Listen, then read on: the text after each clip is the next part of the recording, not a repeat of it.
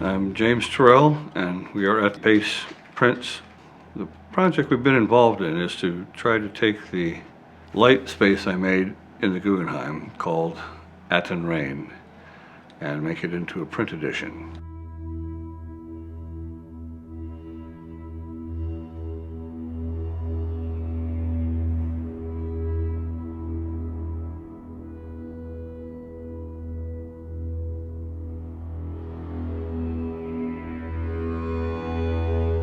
There's some major differences, of course, between color and light and color off of a page. Certainly when for ink, if you mix blue and yellow, you get a green. But if you mix blue light, yellow light, you get white. It's something to take a light experience and some qualities of light and try to put it into a print edition. But I have to say, we've been doing a pretty good job of it, and I'm quite well pleased.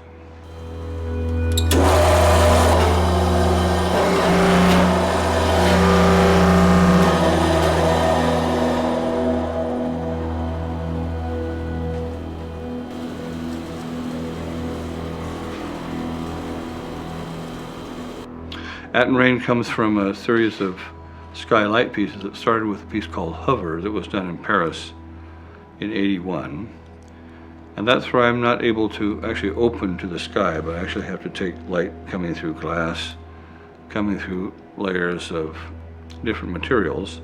So here at the Guggenheim, that's quite an architectural building, but it's difficult for art.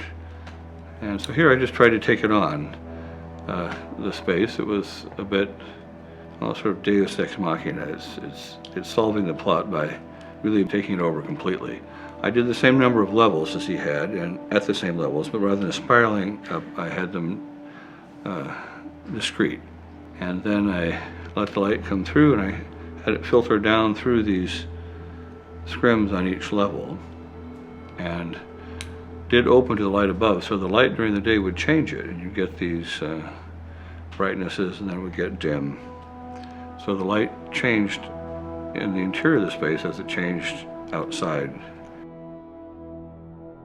In the prints, I took photos of the light, and then we would match that to the feeling of the light as best we could. The triumph and job of the printers here is to get this sense of light and color that comes out of the paper like it does with the light. Now it's not as transparent as how I work with it, but some of those transparencies and some of the one color bleeding through another is worked with here, and quite well. It's not easy to do. Light is this amazing elixir. We drink light through the skin as vitamin D. That is, light, particularly ultraviolet, goes into the skin. From that we make vitamin D, so we are literally light eaters. It's part of our diet. So I'm interested in the physicality of light and feeling that physicality in my work. I like the psychological impact and emotional impact of light and color.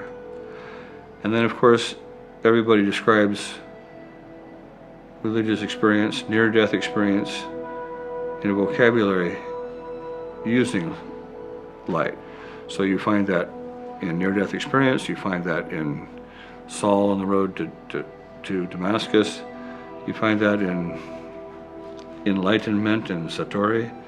So there's three kind of planes of existence: the physical, the emotional, and the sort of soul plane of existence are enacted with light. Artists have painted it for centuries.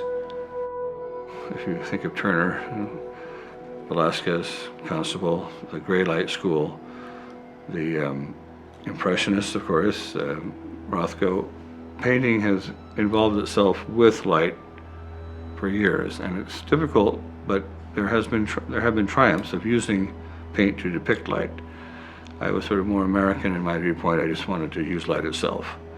And the reason for that is that I didn't want to use light as we normally use it, that is, to illuminate other things. I was interested in the thingness of light itself, so that light became the revelation.